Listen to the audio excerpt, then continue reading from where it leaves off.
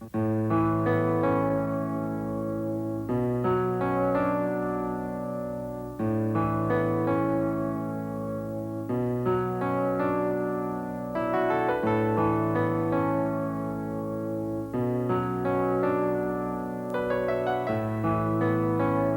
new day depicts the relentless movement of nature's cosmic clock. Earth's constantly changing relationship with the sun propels an eternal cycle of seasons. Survival on this water planet depends upon successful anticipation and adjustment to these immutable annual rhythms.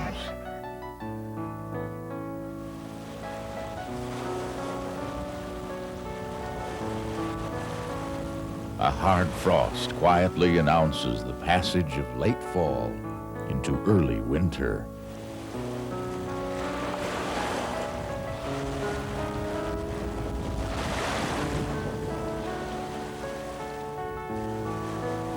The sun's rays weaken. Days shorten. Leaves blush, fade, and fall.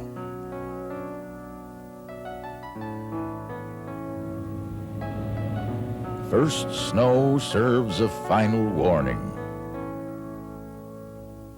Steadily, winter's icy grip hardens, once again staking claim upon the earth.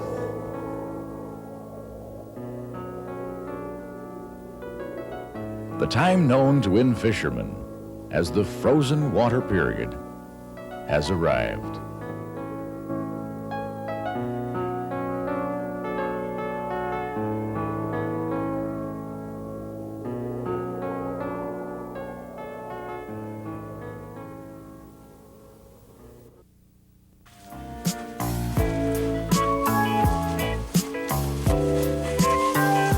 Hi everybody, I'm Doug Stange, editor of In-Fisherman magazine, and I'm here to tell you that ice fishing is really changing. Oh, it's an ancient sport, but we stand at an angling crossroads. Ice fishing is about to enter the modern angling age. Ice fishing is about to change for the better for all time to come. And you bet that's historic. Think about the last decade in open water fishing. There were revolutionary changes in tackle and techniques. That's the next decade, maybe even the next 2 or 3 years in ice fishing. Revolutionary changes once again in tackle and techniques. We're going to be more comfortable, we're going to catch more fish, and we're going to have more fun. The road to successful ice fishing is not that difficult to follow. You've got to have an efficient and systematic approach, however. How many open water fishermen would sit on the lake on the same spot all day long? Not many, but a lot of ice fishermen do. I tell you what, when it comes to searching for fish, you've got to be mobile. You've got to be willing to go to the fish. Big shacks are nice when you're on fish, but you're rarely on fish for long. Face it, fish move and you need to move with them. You definitely need a depth finder too. A depth finder will allow you to double your catch, whether you're fishing for walleyes, perch, lake trout, or bluegills. Beyond the depth finder comes a host of other tackle options that not only make fishing more fun, but more efficient and successful too. Graphite rods, especially designed for ice fishing, in different lengths and actions, especially tailored for specific species, and techniques that will assure your success from hook set to landing, no matter what the species. We're going to show you a new approach to ice fishing. One is based on the In-Fisherman's system of fish catching knowledge. We're going to make you a fishing machine out on the ice.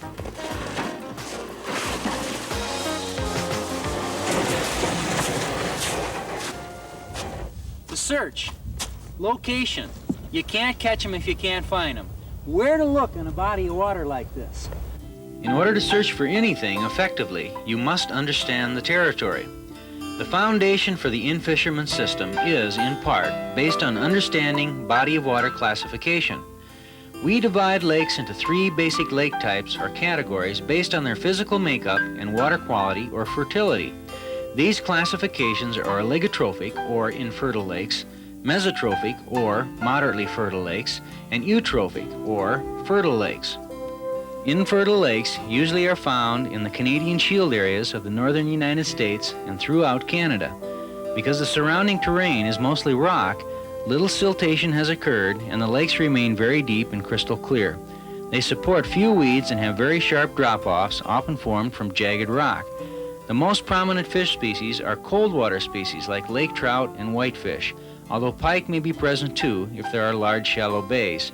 Occasionally, walleyes may also be present and smallmouth bass too if they have been stocked. Fertile lakes are on the opposite end of the lake type scale. Fertile lakes usually lie in fertile farming areas. Through the ages, siltation has modified the lake basin, and the bottom contour is very gradual. Submergent weeds abound or are absent based on water clarity. Many lakes have weeds only in the form of suspended algae. When water quality is at its worst, only bullheads, carp, and minnows may thrive.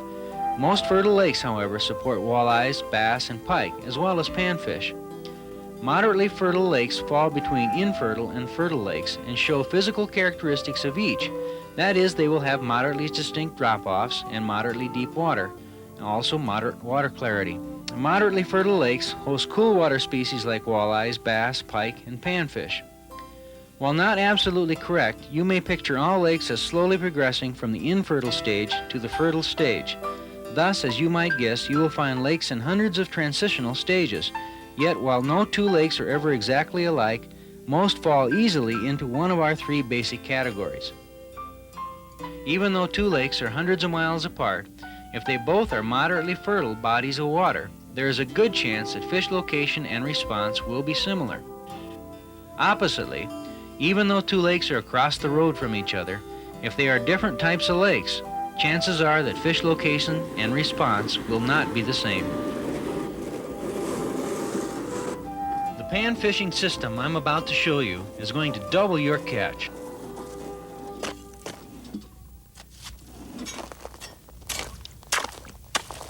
I'm opening a hole over a flat next to a shallow bay in a fertile lake. The weeds here attract tiny plankton, minnow fry, and crustaceans, and that means bluegills and other panfish. Now let's talk general bluegill location. Bluegills are attracted to the most fertile lake areas. In other words, shallower areas usually supporting weed growth. In this lake, there are many such areas. The best looking areas include the weed bar in the bay adjacent to the lake. In the main lake, this major bar is bound to attract bluegills. A second major bar will also hold gills, and again it's the shallower weeds that will generally attract most of the fish. Finally, however, this shallow bay and adjacent main lake bar probably is the best place to begin fishing. I've cut my hole here on the flat, and after searching, we'll definitely move into the shallow bay to check it out. The distinct outside edge of the weeds looks particularly good. But let's get back to the main lake bar and get more specific about bluegill location. Bluegills will definitely roam over this large flat, but will specifically relate to the thickest individual patches. Concentrate mostly, however, on the inside and the outside edges of the weeds. Some of the biggest bluegills will also roam off of these weedy patches and relate to rocky humps and patches of rocks in deeper water. This system is based on mobility. You need a portable shack to carry your stuff, stay comfortable, so you can keep moving and searching. Adjusting here. You know, one of my favorite baits are these new maggots from Europe. They call them Euro larvae. And I want to show you how we hook these on. First, you give their little bodies a roll in the palm of your hand. That makes them tighten up, makes their body pucker up. And you got to hook them right through the behind. And you can tell the difference. One end's pointed and the other end's blunt. We're going to put the little teardrop jig right through the blunt end. And we are ready for pan fishing. Now look at here. Here's a critical part of this whole system. We've got a fish at 10 feet, and I'm letting my jig down. You can kind of follow it as it goes now. And I would say that a fish riding that high is probably a crappie or a bluegill. All right, you see my lure. I'm going to stop it just a little bit above what I hope's a crappie, because they usually feed up. Look at, there he comes. Got him! There we go. Nice fish, I think. Feels good. I'm going to have to easy does it on those critters on 2-pound test line. Whoa! I'm going to have to get this out of the way. Get him out of there. There we go. Nice little crappie. You betcha, that's what we're after. There we are.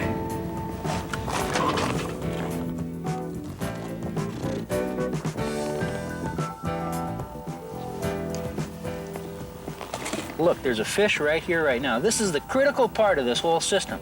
Now you watch my jig come down. You see it going here. We've got 2 fish down there.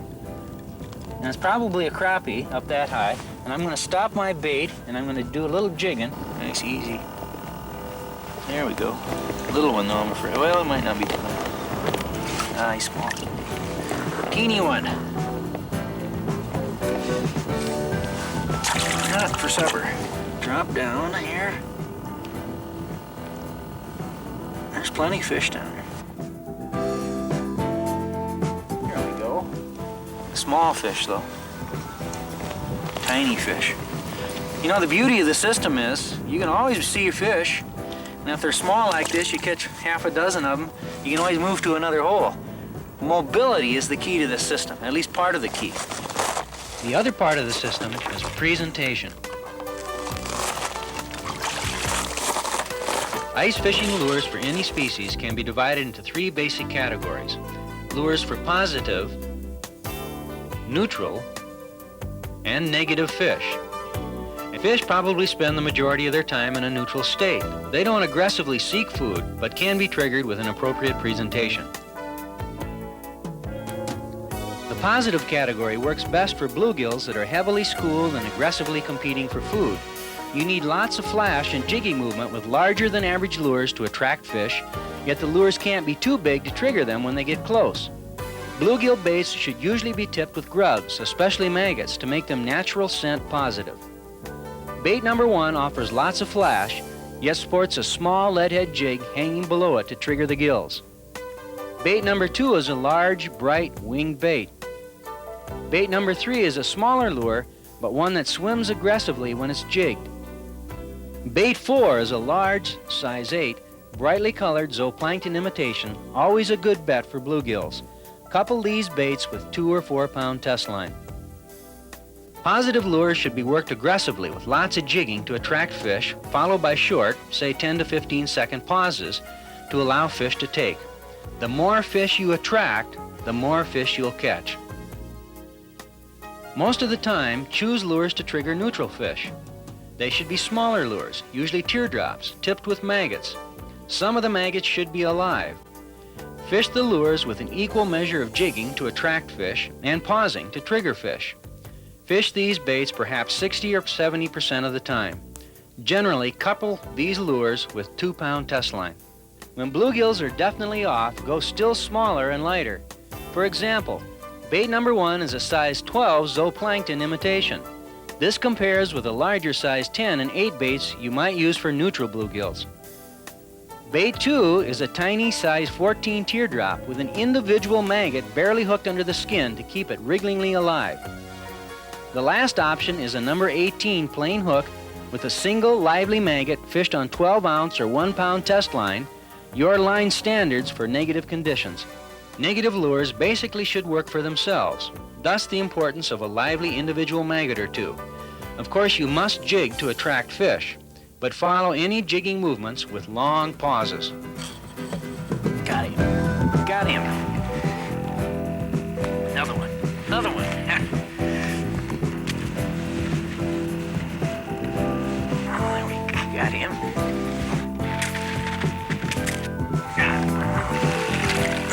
There we go. Ooh.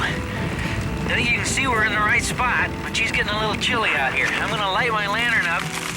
You're going to have to excuse me. See you around.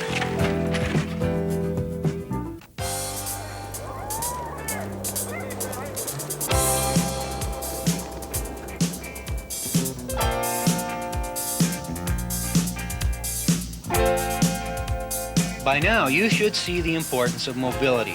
I can't overemphasize the need to be willing to look for fish instead of waiting for them to come to you. And no species better illustrates the need for mobility than the crappie. Crappies are versatile. They can eat either minnows or what minnows eat, plankton. Crappies can be found wherever there is either plankton, minnows, or of course both. Now that's a lot of territory. Actually, crappies can be very shallow, very deep, or may suspend in open water. But crappie activity, whether it be deep, shallow, or suspended, is usually in relation to major structural elements in a body of water. Therefore, crappies will relate to these areas in this lake. The bar hump area in the bay connected to the main lake. These two major bars. And with the bluegills in the shallow bay on the adjacent main lake bar. Crappies also like minnow-attracting current areas, so the feeder stream is worth checking too. Make sure you watch out for thin ice, however. The major bay has the right combination of structural elements or options. It's got a shallow flat, a saddle area, a hump, and a lake basin area. Crappies here could roam the shallow flat with bluegills and perch, use the outside edge of the weeds, suspend in open water slightly away from the weeds, or off the shallow hump, or roam the deeper water of the basin of the bay, as long as it's not too deep, say deeper than 40 or 50 feet. This brings up a point relative to all fish species. There are different ice periods of fish activity, just as there are different open water periods of fish activity. Generally, divide ice periods into early ice, midwinter, and late ice periods. Fish react differently during these periods and are often in different locations. During early ice, lots of fish are stacked on classic locational spots. These schools probably have not been touched by anglers for at least a month prior to freeze-up. Fish the thickest weed beds, the best rock piles, the best bars. Prime, obvious spots are what attract the fish. It's some of the best fishing of the year, but it doesn't last long if fishing pressure is exerted on these areas. During midwinter, fish tend to hold deeper than at first ice. Fish settle into a variety of routines that satisfy their need for food, safety, and especially on hard-fished waters, security. Secondary areas, not as apparent to most fishermen, become significant. Late ice locations usually revolve around the spawning areas that fish will use after ice out. Fish activity tends to become more shallow. Let's follow crappies through their winter cycle. At early ice, crappies will mainly relate to individual shallow weed patches, and especially to the outside edge of those weeds. They use the outside edge of humps too, and some crappies will also already be roaming the deeper basin water near a major structural element like the outside edge of the hump. As winter progresses, more and more crappies will vacate the shallows, forming large schools outside of weed beds or in basin areas. Even at late ice, most crappies will be in these areas, although of course some crappies may roam shallow flats. Crappies have a distinct vision advantage over minnows at twilight and after dark. Crappie activity often peaks during these periods.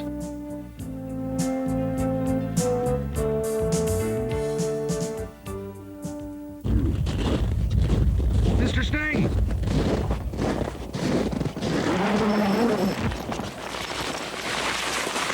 Hey, come on in. You know, there's something magic about the night bite for crappies. You're out here all by yourself. You can get a little fishing in after work if you want to. There's a couple things I'd like to show you about consistent fishing for night crappies. I use a two-approach type of system. On one hand, I'm going to use a light, ultralight jigging rod, and I'm going to be fishing with teardrops and grubs. And I usually couple this with the use of a depth finder, and that can be a very critical part of the system because crappies come through at all different levels, and you can always tell where to put your bait. I'm going to show you that in just a second.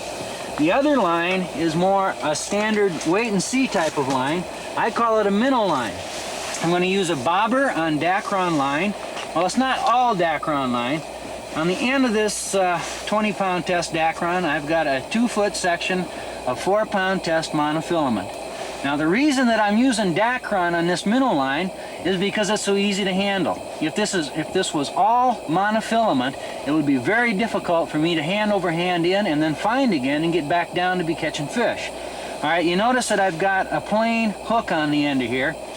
I like that when the crappies are active. If the crappies aren't so active, I'd rather put a teardrop jig on the end of here and use that to hook through the minnow. That helps to anchor the minnow a little more, and it'll get you a few more fish when crappies aren't quite so aggressive.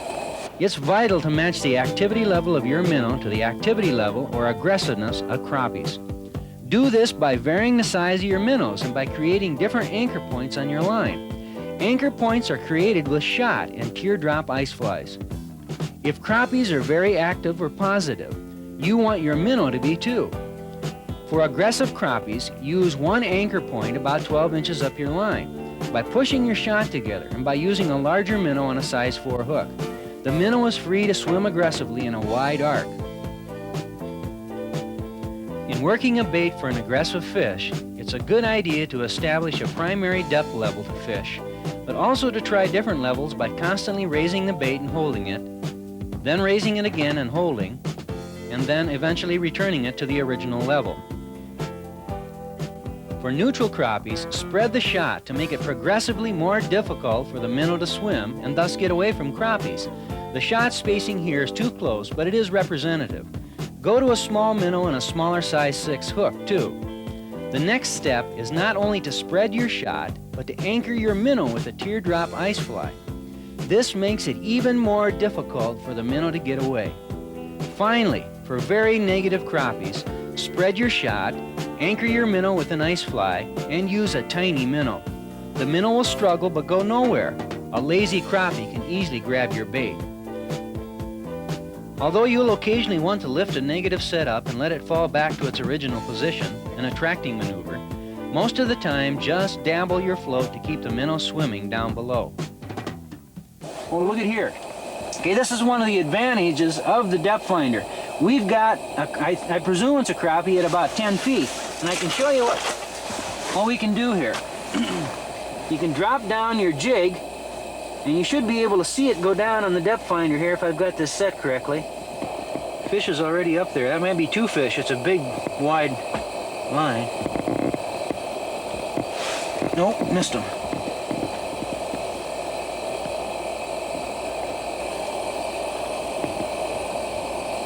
There we got him. Easy now, does it?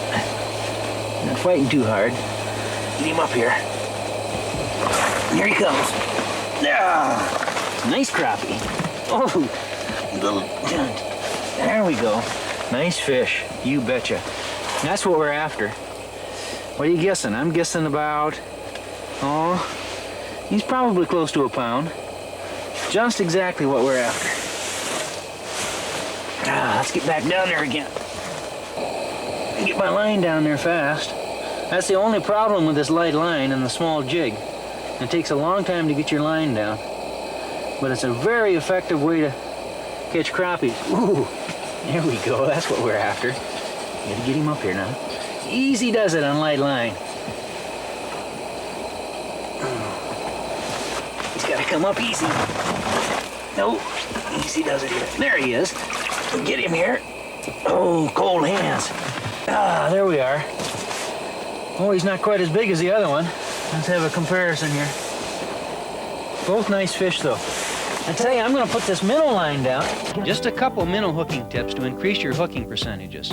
First, instead of hooking your minnow perpendicular to and under the dorsal fin, turn your hook and hook the minnow parallel to the dorsal fin with the hook pointing forward. Crappies almost always take a minnow head first, and your hook is always in position to hook the fish. Secondly, if you're going to hook the minnow in the snoot, don't slip the hook in through the bottom jaw and then up through the top jaw. Reverse the procedure, so again, the hook points out. Let's get this line down here.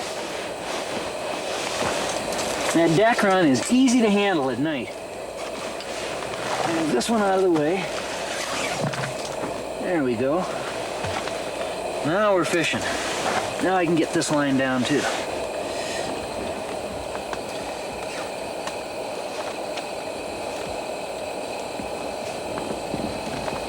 Yeah. A little adjusting here. Whoa! Got him. That feels good. Whoa! Ah! Two at once here? What am I gonna do? Let's get him there. See if he still got this one. Oh, my reel. Yeah, he's still there. There he is.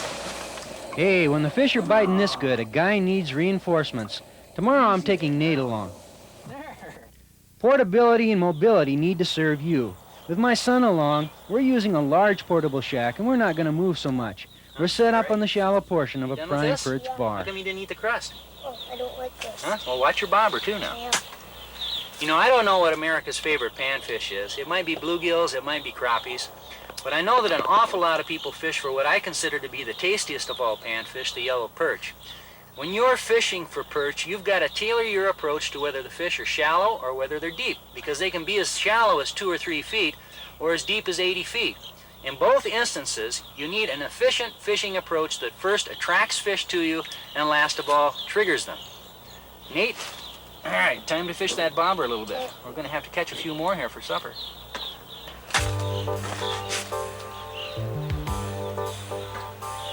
Nate! Get it quick, lift him up! There you go, get him now, reel him in, reel him in. All right, keep bite, all right, let him bite right by the hole here now. Nice, slip him down here. Got him, got him. Nice fish. Huh? Yep. Yeah. Good fish. Yeah. Okay, look, you let it down now, go ahead. You put him over there. You let the thing down. No, put it down like it's supposed to be. Open up the reel, the bail. Oh, the bail right here? Yeah. Okay, that's it. Stop it right there and watch it. I seem to have one on my line looking at it. Well, wait and wait and wait. Yep. Takes a lot of patience. Yep. I got one. Good. I don't think he's very big though. Oh. Here he comes. Here he comes. Ooh, not bad, not bad. Here we go, look at there, huh, Nate? Ooh, I think nice that's one. bigger than yours. Don't you think so? Yeah. You can have another drink of pop, huh? We almost got enough for supper, I think. Yep. If we catch one more Wait a that... minute, I gotta put bait on.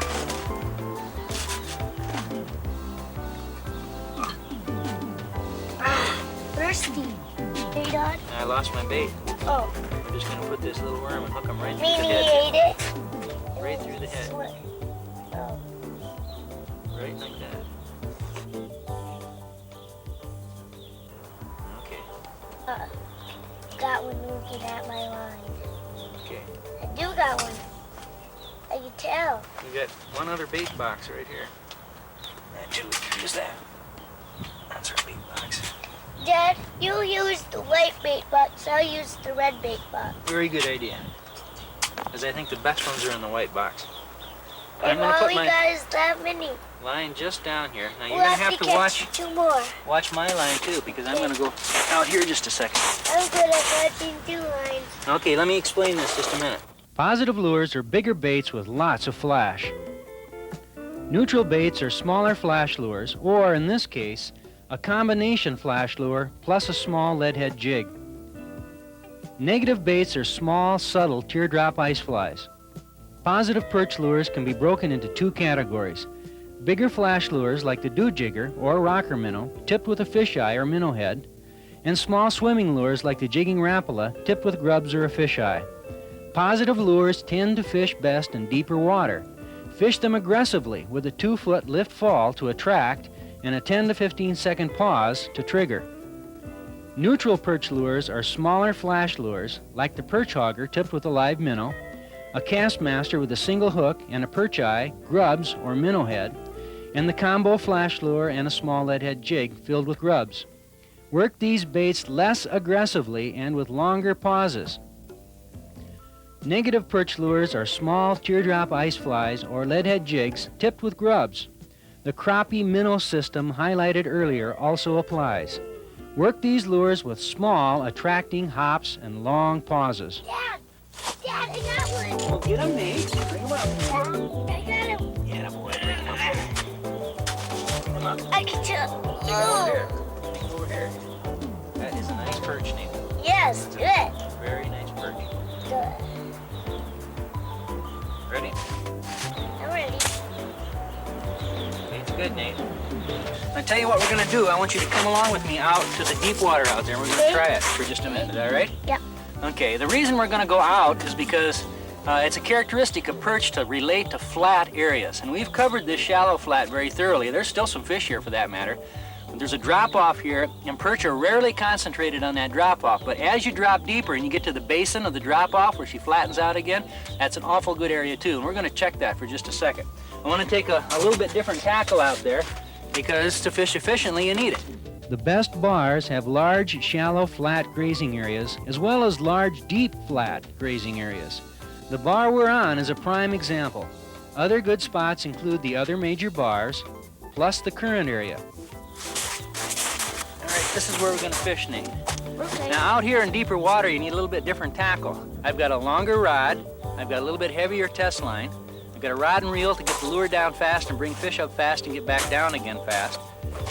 But critical to this whole thing, in deep water, you need more flash. You need more attraction, but you need the same amount of triggering capacity that you'd have in shallow water. This is one of my all-time favorite perch lures. I call it a search lure. It's a flash lure, like a Castmaster, with about a 2-inch piece of monofilament line hanging down below and a small lead head jig below it. This lure has got a lot of triggering power because I've got a small bait below it, but it's also a good attractor because of the heavy flash lure. You just let her down to the bottom.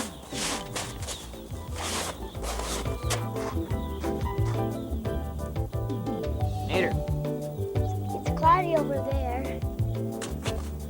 I hope you catch me, Dad. Nate, You got one! whoa, ho, ho, ho. Ooh, here it goes. I knew there'd be fish out here. You didn't believe Dad, though, did you? Here's coming up. There. Nice perch, just like the ones we got inside. Yep, I'll get it out. You think you can get it? I'll tell you, that's America's tastiest panfish. It's a very popular fish, and we're going to have an awful good time eating these critters tonight. Thanks for going along, Nate. Yep. Okay, we got to open his mouth. Yank it out. How's that? Good. Got the perch right there, too. Yes, the modern ice fishing age has arrived. With it comes a new breed of ice angler. Mobile, well-equipped, versatile fishermen who have the ability to apply several different approaches to a wide variety of species. We've covered the panfish system. Now it's time to take on the bigger predators.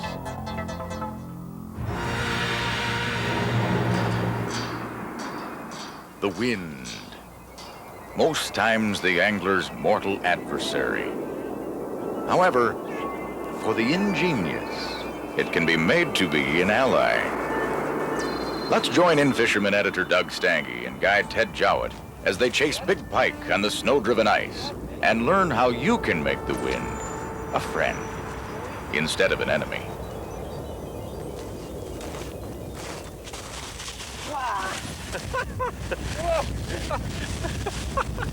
Oh. Tackle in the background. There he is, little guy. I'll leave it in.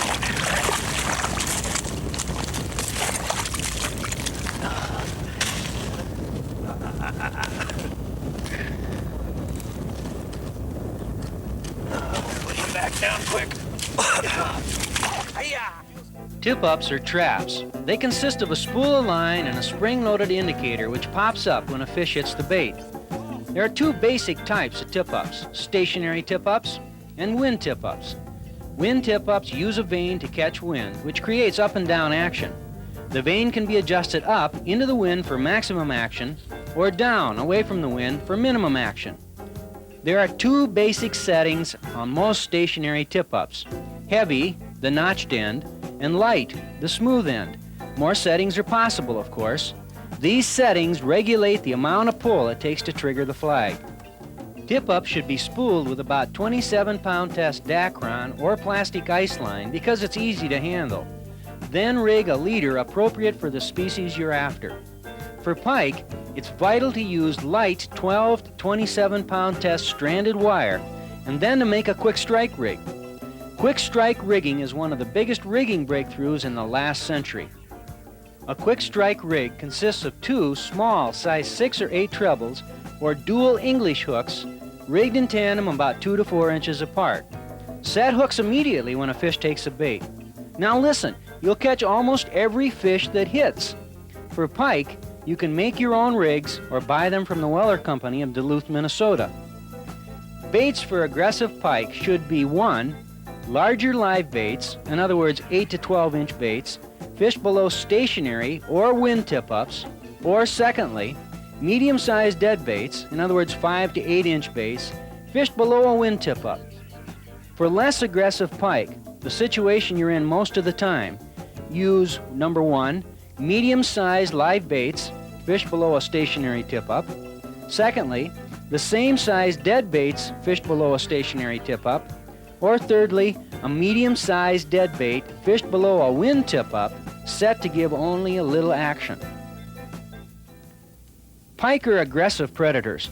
Look for them anywhere prey is concentrated, near major main lake bars with weed growth, bays with deeper water and weed growth, and current areas too.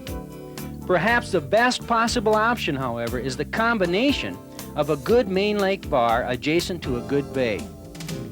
On an individual structural element, look for pike near weed edges on a shallow flat. The outside weed edge is particularly good, but pike also like deeper water structural elements, especially deeper rocky areas. This brings us to seasonal movement. Pike tend to relate to shallower flats at first ice and tend to use deeper rock elements as the season progresses. Pike on this main lake bar will mainly use the shallow flat at first ice, but drop into deeper water toward the deep rock islands later on. Pike will roam this bay early, but tend to drop out of the bay to adjacent hard bottom points later on.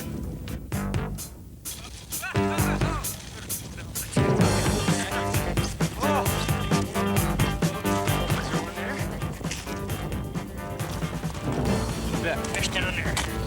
Just a second. Oh, got him. Can't tell for sure. Fair fish. He's here. That's a fair fish. Oh, there he goes. There he goes. Take it. Woo! Tough fish. Tough fish. Oh, all right. Here's back. Coming back. I'm gonna have to put it low.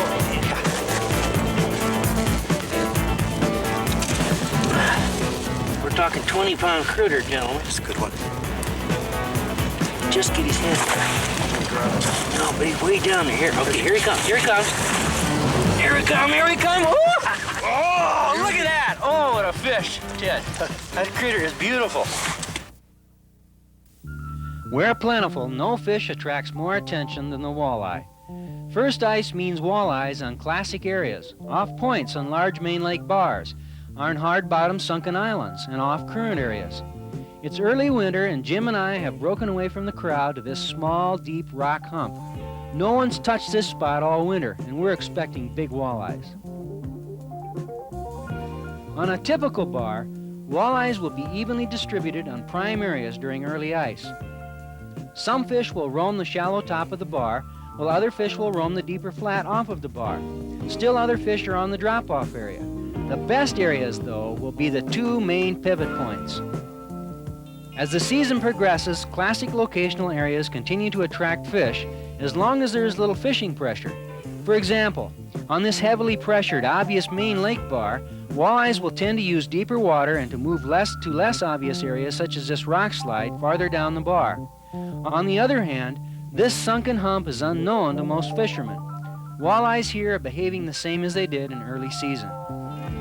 During late ice, walleyes tend to congregate near the areas that they will be using to spawn immediately after ice out.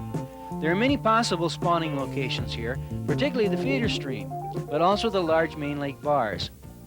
I'm starting with a swimming lure, a jigging rapala, tipped with a fish head. This is a good choice for positive walleyes and is particularly effective in clear water. Jim's using a flash lure, which is a good choice for fish that are less aggressive and neutral. Flash lures also are a good choice when fishing darker water. If the fish are really off, we may be forced to use small flash lures tipped with a live minnow. I'm working my swimming lure with a sharp 2-foot lift, immediate return, and 10 to 15 second hold.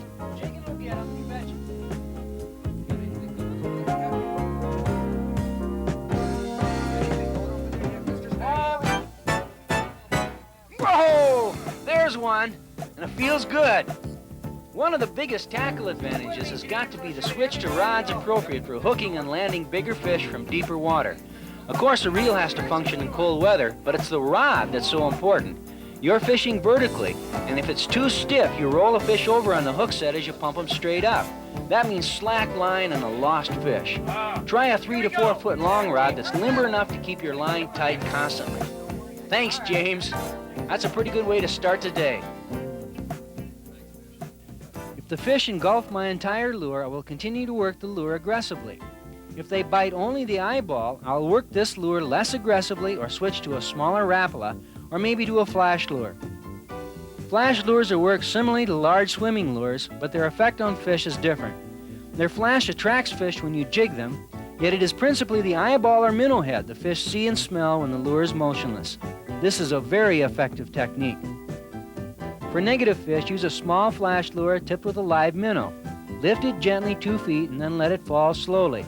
Allow the lure to remain motionless for 30 seconds to a minute to let the struggling minnow trigger the fish. We're going to set tip-ups out too. Whoa, there's another good fish. But I tell you, the action is so fast right now, we don't have time. Bring the gaff, Jim. As I was saying, we usually fish with a jigging rod and a tip-up. For walleyes, rig the tip-up with 8-pound test monofilament leader. Anchor the minnow and hook it point out as shown in the crappie segment. But the best possible rig is a quick strike setup made with 8-pound test monofilament and 2 size 8 treble hooks. But the action is so fast here today, all we can do is keep one line in the water. Boy, that feels good, Jim. Careful there. Well, these overcast days really continue the fishing late into the early morning. That is one beautiful fish. All right, James, it's just about your turn. Just stay at it, James. Stay at it. You know, Jim, that fish head on there is really too big for this kind of fishing. But if that's what you want to use, you go right ahead. I don't know, Jim, maybe you're on the wrong side of the bar. Whoa, James, there you go. That's the way to do her. That looks like another good fish. Take it easy now. Keep the line tight and I'll do the honors. Whoa, Jim, it's a good one. Keep them coming. Easy now, there we go. Whoa, Jim, that is one beautiful fish. That's got to be 10 pounds. You see, this jig fishing really does work. The ultimate ice experience. Lake trout. They're aggressive. They're big. Hang on. We're heading north on an adventure to the remote Canadian Shield.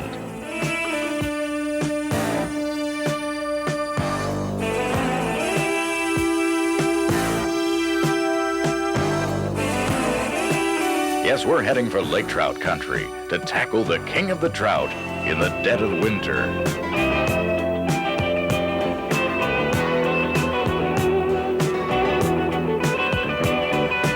We're going to share ice fishing's greatest thrill.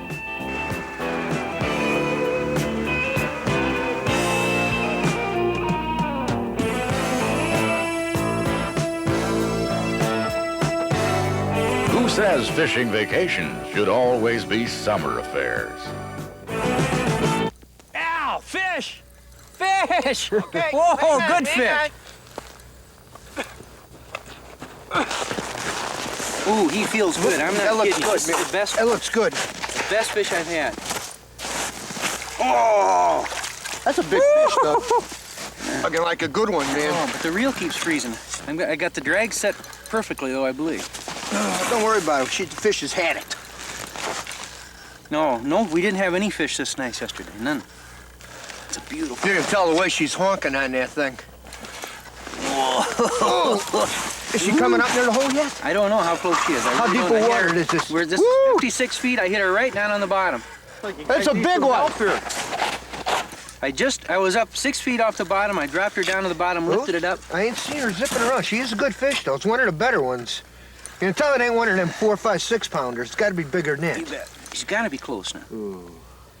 Is she close? You know, I don't know. I ain't seen her yet, man. Well, Whoa, I big guess fish, big so. fish. That's a nice one. Wait. You get him? Hey. Jeez, that thing's gonna. Whoa! She's gonna go 15 pounds, son. Woo! That's what we're out here for. Huh? Lake trout lakes are usually distinctly different than the lakes inhabited by the other fish we have talked about. The habitat of lake trout is stark by comparison. Few weeds, slab rocks, boulders, and sand, precipitous drop-offs, and water that may be hundreds of feet deep. Yet on most lakes, finding lake trout is easy, for most winter activity occurs in less than 70 feet of water on obvious structural elements like bars, flats, or sunken humps. Concentrate your fishing on bars and humps, for although trout often use flats, they may be widely scattered and therefore time-consuming to find. On a typical bar in about 50 feet of water, lake trout may relate to the edge or individual rock piles. This is also true for the hump. But it is vital to understand that lake trout relate to bars and humps based on how bait fish, primarily ciscos, are relating or using the bar. If the bait is suspended 20 feet below the ice, the trout are likely to be just below them. Injured ciscos float to the bottom, so you can almost always expect some trout to be deep. But it's important to cover the water on a structural element from top to bottom. Hey, fish! Yeah! Woo-hoo! Feels good too, let me tell you. Right. Oh, halfway up he was. Good fish, can you tell yet? Oh, that's a nice fish. It's a Bulldogging pretty good. Ooh, I love it. It's one of those thumpers. I love it. Roachy's got a good one. Hey, probably another 2-pounder, Al. She just blew some Woo! bubbles. Whoa, there she goes. What you do, snag it? I'll bet you it's at least 10. I ain't seen it, but you can tell the way they're fighting from those other ones. Seen a flash. Oh! As big as I thought she Ooh, was. is she Woo, pretty? she a pretty fish, man. Look at the fins on it. Whoa, Just as pretty as can look be. at that. It's gonna go 8 pounds. Huh? Here, Bubba, take care of your fish. I'm going fishing. Roach, it's our turn. I know it. Oh, but look at how pretty she is. Oh, it's just like a stream. Look at the fins. Just beautiful. It's like a brook trout. And I was seeing fish right on the bottom. The first time down, I stopped about 10 feet up above the bottom, and a fish came up on the depth finder. And it took a look, and it went right on down. I could see him go right down to the bottom. I dropped straight down to the bottom, and go whoop, right off the bottom. Like other fish, lake trout display different feeding moods. For positive lake trout, use larger swimming lures like a big Northland airplane jig. Tip this lure with a large dead sucker or shiner minnow.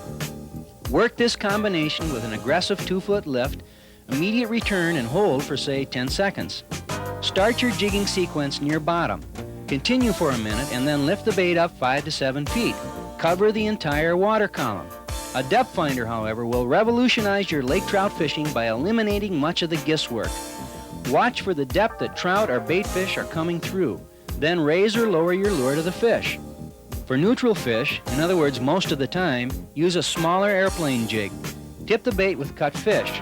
Work the lure at all depths, but work it less aggressively. Make longer pauses. For negative fish, try live bait, either fished on a tip-up or a small flash lure. Fish the live bait flash lure combo with a 1 to 2 foot lift, then let it flutter back to its original position. Pause to let the minnow struggle enticingly. It's deadly. Fish! There's one.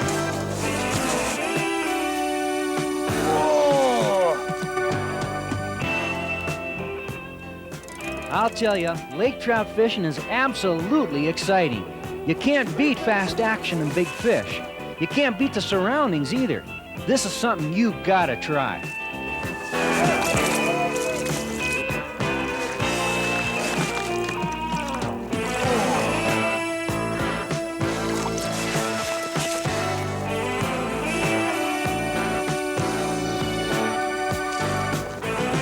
Yeah.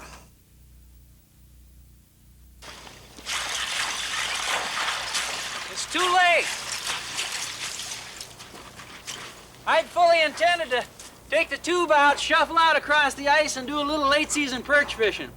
But it's too late, it's too dangerous. Been a good season though. There were those big walleyes at first ice. We caught northern pike under tip-ups. There was a lake trout trip where it was 35 below zero and I froze the bridge of my nose. It's been a good season.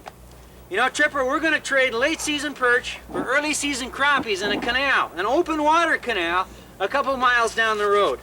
Been a good season though. We'll see you next year when it's ice fishing time. Hey, if you enjoy ice fishing and would like more information, contact us at In-Fisherman, Box 999, Brainerd, Minnesota, 56401. If you'll send $1 for postage, we'll send you a listing of manufacturers of ice fishing products.